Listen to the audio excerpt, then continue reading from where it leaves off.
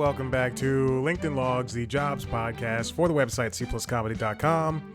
Like I just said, it's a website. Go there. God, I should have swallowed before I said anything. Ugh, disgusting. Welcome back in. If you were watching the video, I started recording at exactly 11:11 a.m. I noticed it on my phone. I showed it. I made a little wish to the sky. Ooh, I hope it's a good episode. And and now here we are recording. Here we are back in the show. I've turned in. What have I done in terms of work? This is what this show is. First of all, I'm coming off of 2 cups of coffee after a very good day at the gym. Very good morning at the gym. A nice tight. Let me see how long that. 3 hours and 17 minutes of working out.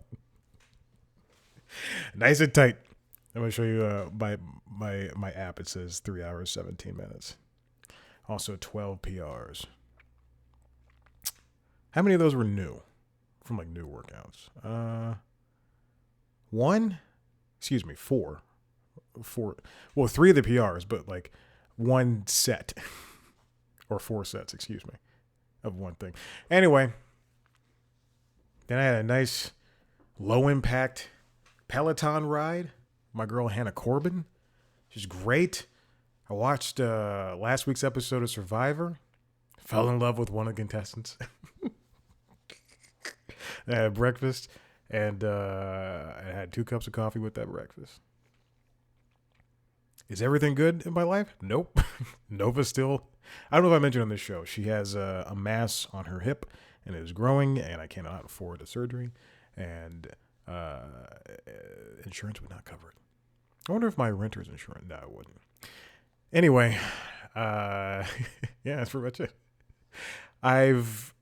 So I mentioned last week how Straight Arrow News did not hire me. I don't care anymore. And I've talked to them 4 times over the course of, 3 years or so. Straight Arrow News did not hire me, and I've been writing for a website. I will not mention them. Not because I'm embarrassed or anything, but mostly because they didn't ask to be put in the spotlight. I mean, they technically are, but they didn't ask. Not to be put in this spotlight. I get emails on the C Plus Comedy YouTube, Jesus Christ, email all the time.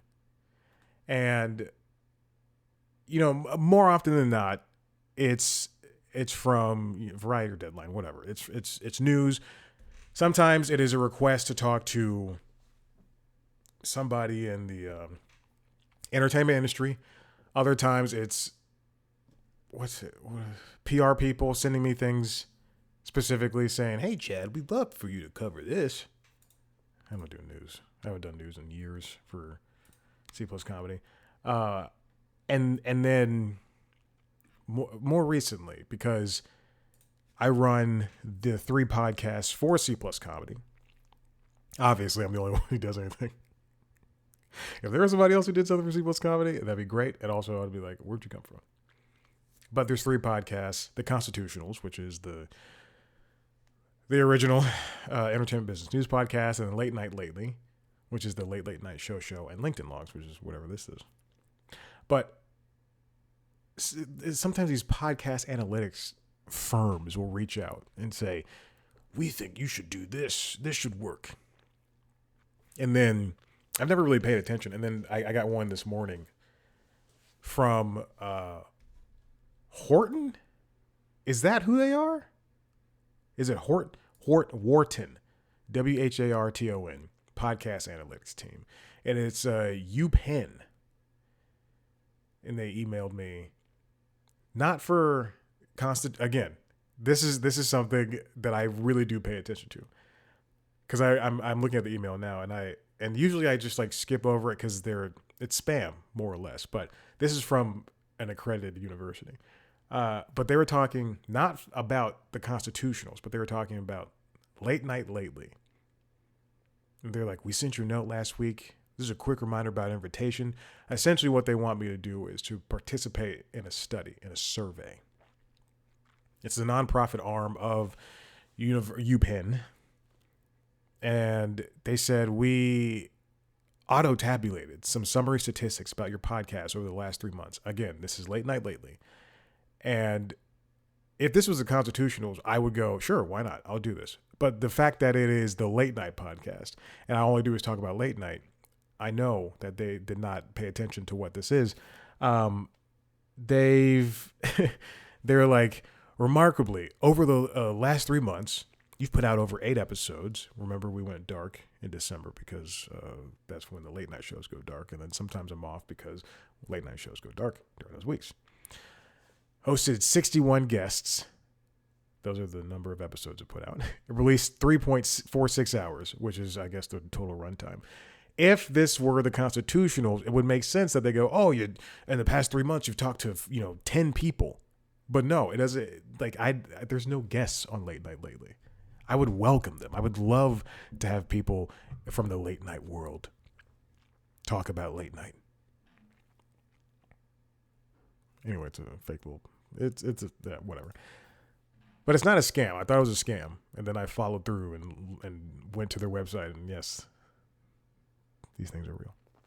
I just wrote a piece for the website that I am freelancing for, and I wasn't sure if this is late night, or excuse me, if this is LinkedIn Logs territory, but I feel like it's important. It's a piece concerning actress Millie Bobby Brown and how she's calling out the media for criticism on her appearance. And this is something I agree with her on, and it's something that I've been against for a long time. There's the articles she calls out are talking about how she and you go to her Instagram page because she calls out the articles and she calls out the writers, which I applaud. The quote unquote writers, which I applaud. Call people out on that. Do it. Destroy them. Who cares? If they want to post something like that to whatever BS website they're writing for, the Daily Mail, awardsfakes.com.net or whatever, do it. We should be able to call them out. If you want to talk about how she looks, she could talk about how you write. But she took the high road. Anyway, I wrote that piece covering that, and then she previously 2 weeks ago said something about the media. So this is like the fact that she went in again. And it's all referenced in my piece. Go find it. Go find my muck rack and then go find that. But I spent a lot of time, especially since I'm new at this place, I spent a lot of time after I wrote it, going back and forth. I included the article titles themselves. A, to pad out my word count. But B, I'm a good writer, I promise. But B, because she called them out, I felt it was important to put down the types of things, the types of titles, and the types of things that were being said. And, it's things along the lines of, I'm just going to go to the website and look, because it is on the front page right now. Not anymore. Oh, somebody followed up and okay, here it is. I found it. Some of the articles are, why are Gen Zers like Millie Bobby Brown aging, spelled wrong, so badly, and what has Millie Bobby Brown done to her face? Other ones include Millie Bobby Brown mistaken for someone's mom as she guides younger sister Ava through LA, and Little Britain's Matt Lucas takes savage swipe at Millie Bobby Brown's new mommy makeover look. That, as Millie writes and says in her Instagram post, is not journalism. That is what journalism has become as of late for a lot of platforms, big and small. But I'm going to be the definitive answer on this. That is not journalism. And the fact that people are, and I don't want to, I hate you just going directly to the term clickbait. But the fact that people whose job it is, who are just like me, who get paid per post and get paid bonuses based on or more money based on how many people click on the article and how many people stay on the article and how many views you get and all that stuff. I understand that, and I got that when I was writing at the Weather Channel, and I got that when I was writing at NBC News. And I always hated that.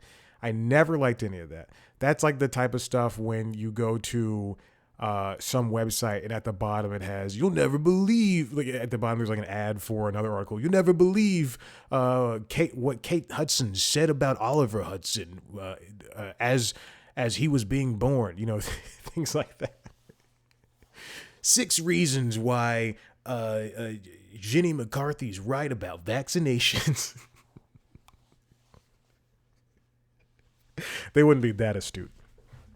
But it's you really, in the same way that there are writers. Okay, hold on. I'm going to get off a writing thing. In the same way that there are reality stars, and no offense to reality stars, who equate themselves to the likes of actors such as Leonardo DiCaprio and Viola Davis. I'm sure there's reality stars out there. I'm sure somebody like Snooki or JWoww or one of the Real Housewives. I'll name a man. Any one of the guys from Farmer Needs a Wife or The Bachelor, Bachelorette, excuse me. I'm sure anyone. I'm sure at least one of them. Out of you get a whole slew of reality people. I'm sure at least a handful of them go, I'm just as good as Viola Davis. I can act in any movie. Hey, look at me. I'm Kerry Washington. Ooh, I'm Liam Neeson. I'm so good at what I do. Like, I'm sure that they think that they are that good. But there's a difference. There's a difference in acting. There's a difference in writing. You are not good at what you do. And the idea that you can just attack somebody based on their appearance and write 400 words of crap, just like spew 400 or 500, 600 words of nothing and call that, dust your hands off and say, that's the day, then you should be disappointed. And it's not a skill. You're putting out garbage at the end of the day. Anyway, I went back and forth on including the names of the titles. I also wanted to include the writers, but I did not. I included the titles. You can Google the titles and find the writers themselves. I only did that because I didn't want to bring down the entertainment website that I'm writing for. Because I don't want to bring... Because look, I can handle attacks. And if those people call me out... Not the people I work for, but the people who wrote those bad articles call me out. Baby, I'm ready to go. I fire on all cylinders. I love it. Let's do it.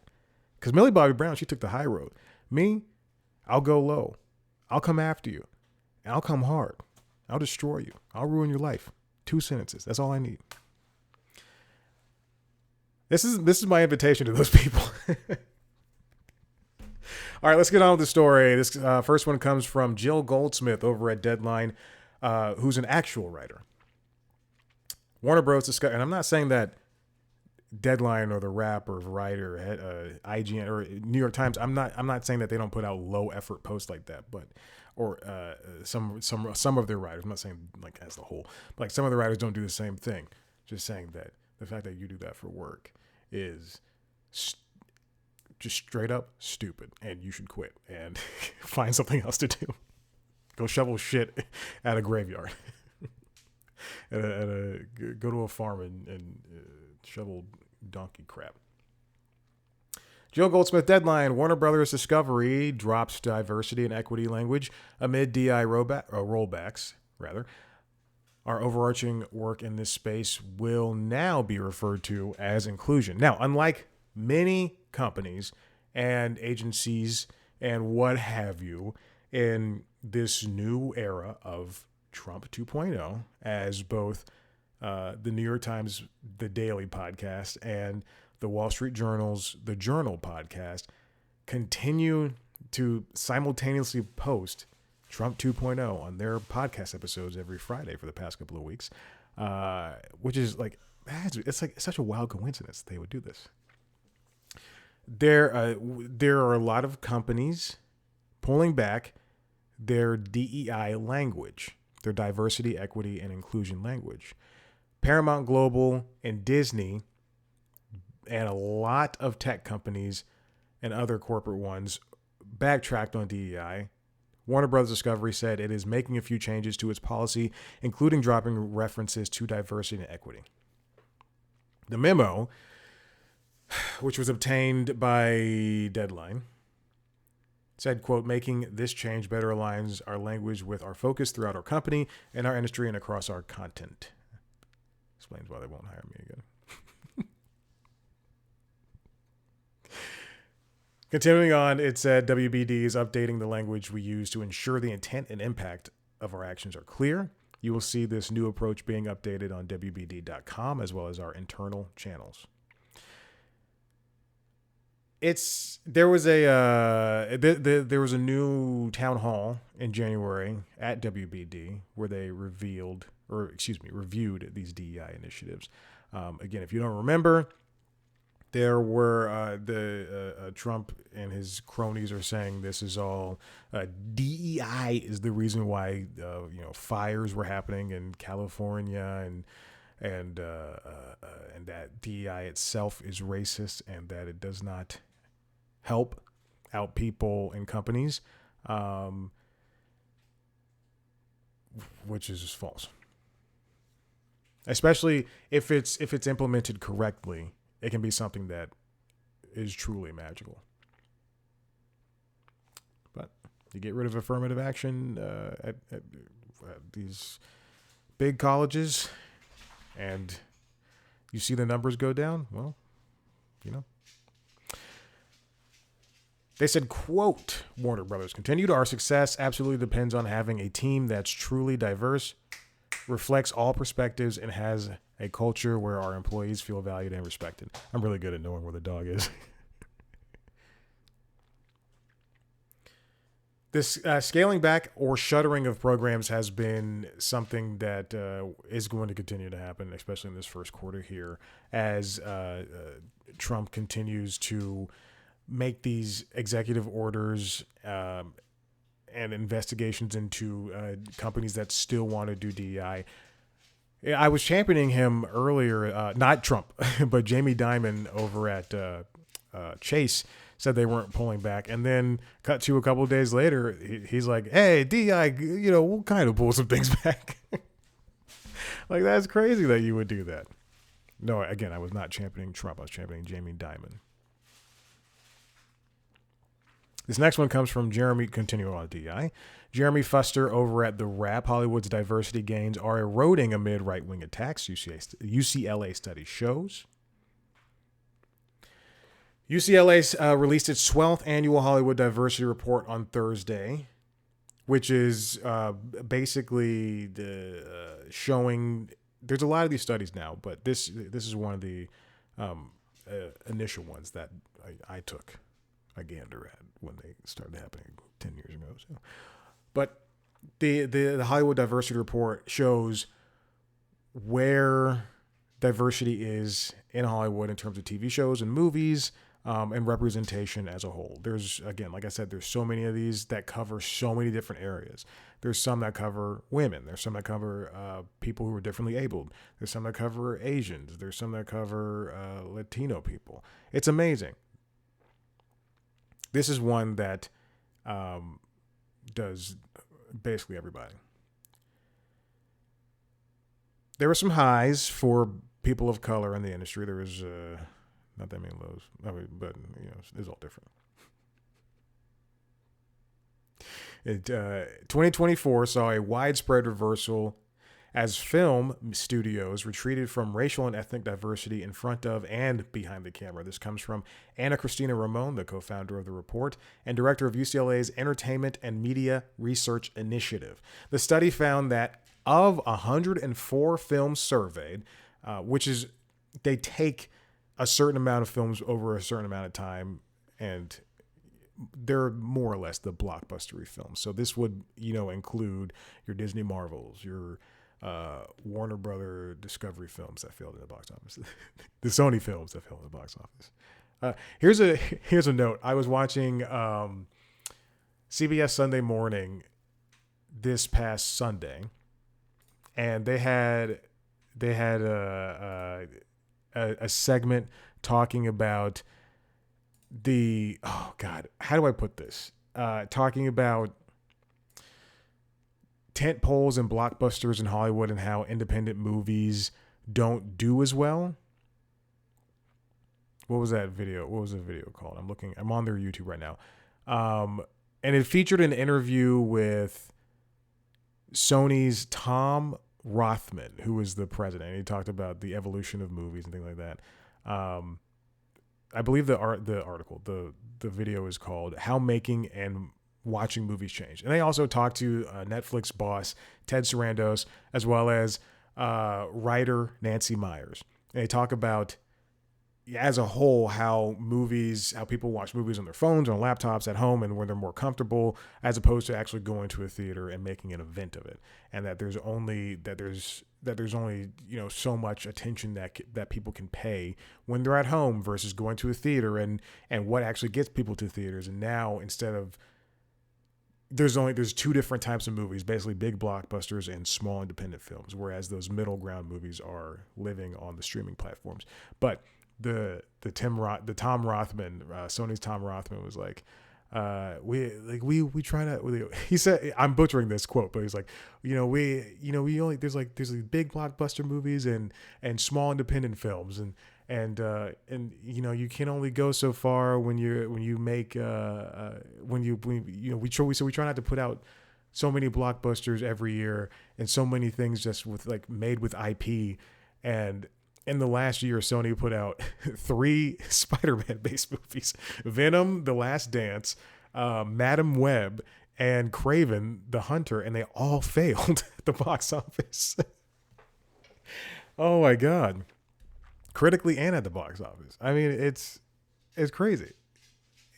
Just that's like me going, you can't put out so many podcasts, you can't interview so many people, it's just ridiculous. And I'm doing what I'm doing now. Anyway, back to the Hollywood Diversity Report from UCLA. The study found that of the 104 films surveyed, the share of films with casts that consisted of less than 11% actors of color more than doubled from 8.5% in 2023 to 18.4% in 2024. That is the highest share since 28.7% recorded in 2017. Which is interesting because Anora won Best Picture, and yet there's no people of color in that movie. Same thing for The Brutalist. Same thing for Baby Girl. The thing is, when you have these big movies, these movies that go to the Oscars, and I had a discussion with a friend who called me after the Oscars on Sunday night. It's 11 o'clock, and we were having a full hour and change conversation discussing this. We both had different insights, but I just don't watch. I don't watch movies or shows without people of color in them. Point blank. So I'll never see Nora. I'll never see The Brutalist. I understand the stories they're telling. Great. But I'll never see those movies because there's not one black, Latino, Asian, whatever. But anyway, it's just ridiculous that people are championing these movies. Anyway, the overall share of roles going to white actors also increased 59% from 59% in 2023 to 67.2% in 2024, reversing a years-long trend of gains for actors of color. A bright spot came for women, which we saw earlier a couple of months ago. I saw another study that was talking about just women in general in the industry. It jumped from 32.1% in 2023 to 47.6% in 2024, which is great because I feel like we're telling more female-centric stories. However, 31% of top theatrical films with women in leading roles had budgets of less than $10 million. Yeah, I just pushed the dog away. I'm sick of it. Watch the video. If you see my right arm, just push hard. By contrast, 33% of films with white men in leading roles had budgets of $100 million or more. what they're calling, excuse me, what I should not say they, what Fuster here is calling, is that it, Jeremy Fuster? Huh. What what Fuster's writing here, what they refer to as erosions in diversity. It's again, it's not a quick impact, but it is something that is kind of looking at the beach, looking at how sediment is eroded over time due to water continually rubbing against it or whatever. The matter is being transferred elsewhere. It's a slow and steady thing after these massive gains that we were having when it comes to representation on television and in the movies and everything surrounding those spheres. It feels as though, in the same way that I feel jobs that I'm applying to at companies that I may or may not have worked for before, that they're really going with what they know. You know, when you how many times have you seen a Skarsgård in a movie when it could have been somebody else in that role? I just say, stop hiring a Skarsgård. They'll be fine. Or a Hollywood Chris. I have no problem with Chris Pine. Everybody else, no problems with you.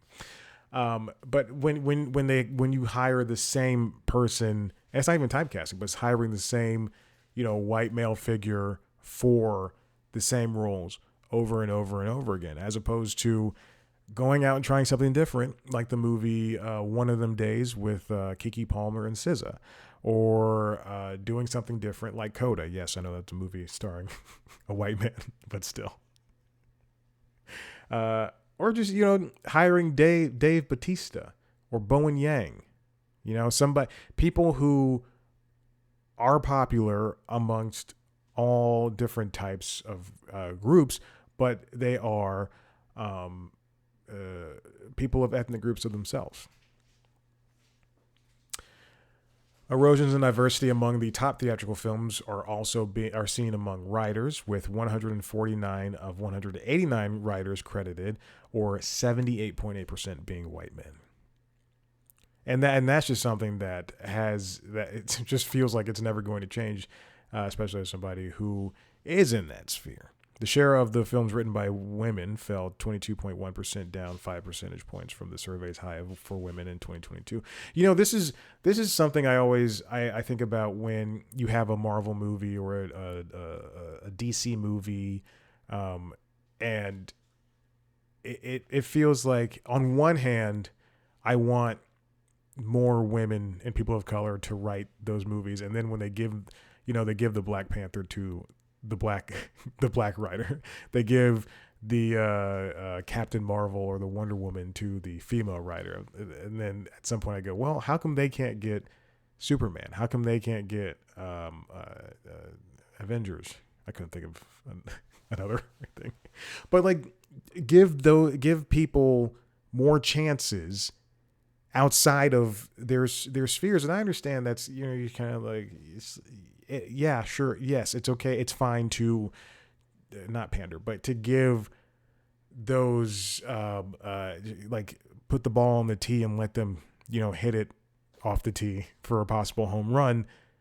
But also there has to be a way for those people in the industry who are of different label, who are colored. Couldn't think of a different word. People of color. I'm sure there's someone in the industry that still says colored. If Jack Nicholson doesn't say colored, I will be surprised.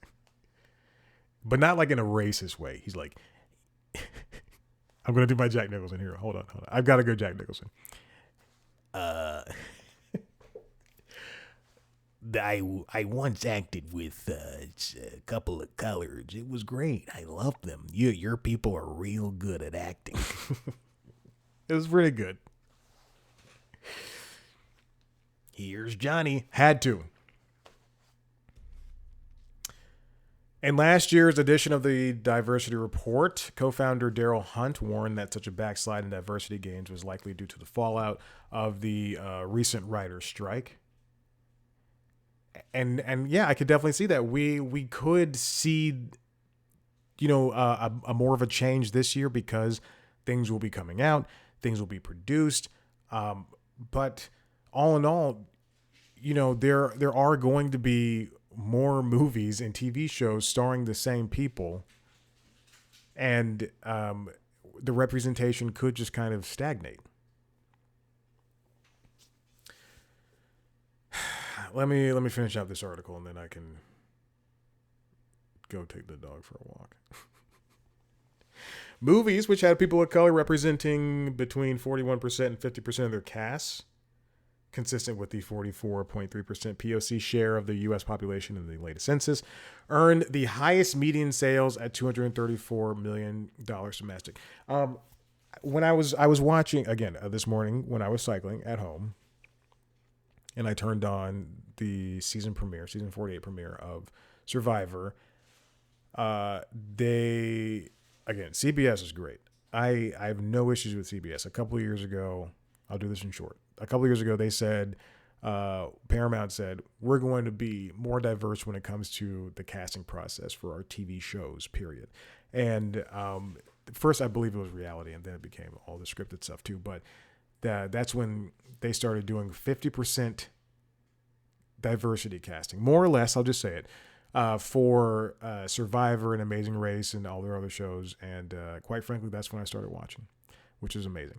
And then they have shows like Bob Hart's Abishola, and it's great the way that they cast.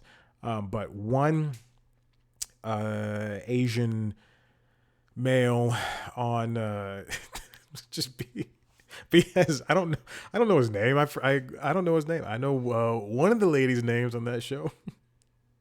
Oh, Charity. Oh, those tattoos. But one Asian guy was talking about how he saw Yul on Survivor. Yul is one of the best players I've ever seen. He's one of my favorite. But he was on a season where they did Black people versus white people versus Latino people versus Asian people. It's a real season, and very quickly they go, "Oh, maybe we shouldn't do this," and they switch up the drives like 2 episodes in. It's so funny. It's the funniest thing in the world.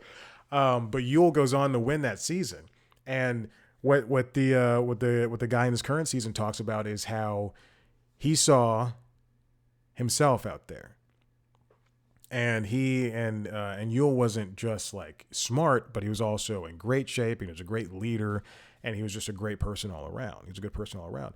And to see that, there's a 44.3% share of the United States population are people of color, and the movies that had people of color between 41% and 50% of their casts earned the most sales of $234 million domestically.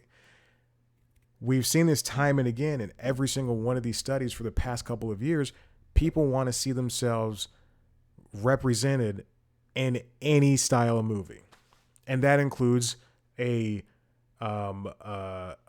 middle studio movie comedy like One of Them Days with Keke Palmer and SZA. That includes a February dropped action movie starring like Love Hurts, starring Ke Huy Quan. That includes big major action movies like Captain America, New World Order. Is that what it's called? Starring my friend and man who has been in my gym before, Anthony Mackie. People want to see themselves in these movies, and they want to see that representation. And then when you have movies like, I'm going to call it out again, Anora. When you have, and I feel bad for calling out The Brutalist because I know that it is a Holocaust movie.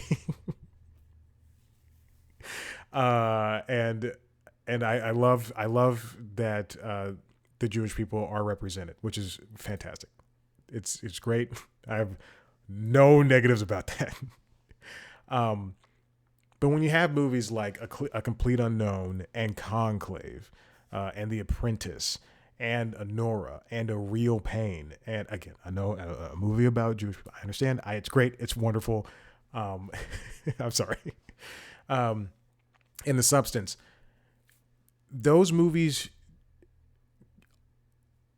don't represent, while they may represent certain sects of people, Anora, sex workers, a Real Pain, and the Brutalist, people of the Jewish faith, at different times of the century, Conclave Catholics, The Apprentice, future presidents, unfortunately. While they do represent different sects of people, there's also movies and shows that do better, and even if they are blockbuster popcorn flicks, at least they are getting that broader picture, and sometimes that's exactly what you need. Movies like Wicked and Amelia Perez and I'm Still Here, which is Brazilian. Because when I see a movie like Flow, yeah, I'm great. Oh, it's cool. Latvia won its first Oscar, but I know it was a movie made by all white guys. And yes, it's an anime movie about a friggin' a cat or some shit. But at least Wallace and Gromit, Vengeance Most Foul, has a woman of color as one of the main characters. And The Wild Robot, same deal. And even Inside Out 2. I don't care about anxiety. I think anxiety is fake. I'm gonna get so much trouble. But at least they're doing something, and they're not making a whole big deal about it, you know? But they're doing something about the representation, and they're doing something, that makes sense. Anyway, all that to say is I'll never see Anora. I have no interest in seeing that movie. It's 2025, and it takes place in 2025. At least The Brutalist takes place at a different time period. The fact that you could have, you have background actors. And there's background. I don't care. I want to have named characters with lines. All right, listen, I'm done. If you like what you heard here, and I know you did, head on over to the website, cpluscomedy.com, where you can see me talk to famous people sometimes. I just put out an interview with Mo Collins. I'm asking, is that the last person I spoke to?